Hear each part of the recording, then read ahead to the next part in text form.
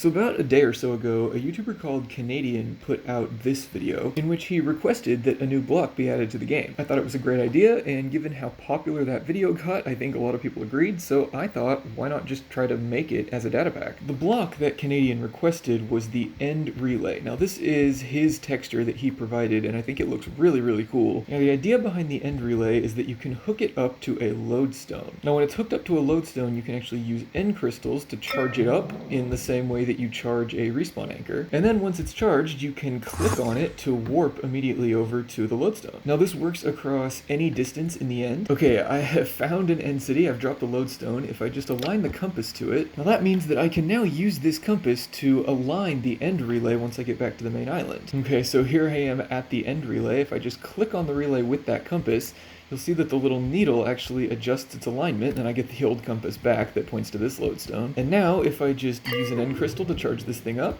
and then click with it, here I am, I'm back in the end city.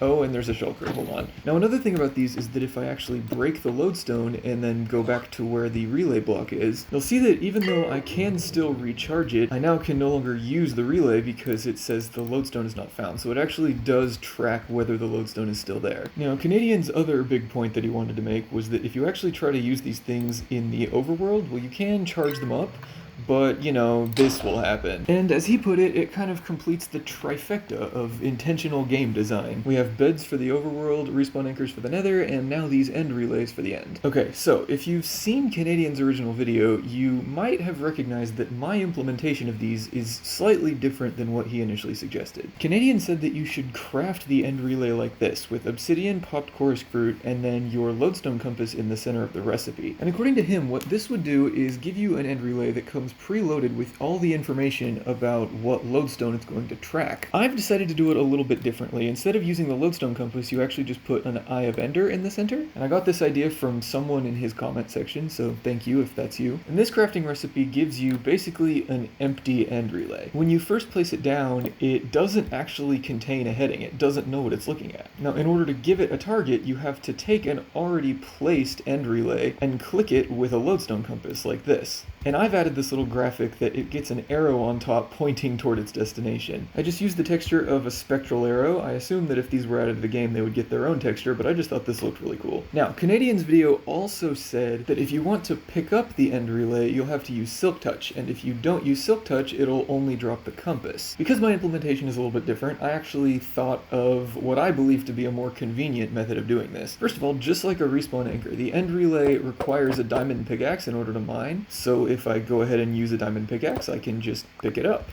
And in this case, you'll see that both the end relay and the compass dropped. This is because in my implementation, the end relay is not so closely bound to the compass itself. You can have an empty relay in your inventory that doesn't contain a compass. I guess there are a couple other things I can mention. Like, for example, the end relay actually has this little animation that I made if you switch between different compasses. So if I put in this compass that points toward this lodestone, and then I switch it out for this one, the arrow just kind of swings back and forth, which I think is really cute. And yeah, like I said, if you put in one compass, the other one will pop out. It's kind of just like a jukebox. Although you can't directly take out a compass without, mining the entire relay block. This data pack is very internally efficient. It doesn't add any scoreboard objectives, any ticking commands, or anything like that. Everything is advancement driven. And also, the block itself does not replace the functionality of any other existing blocks.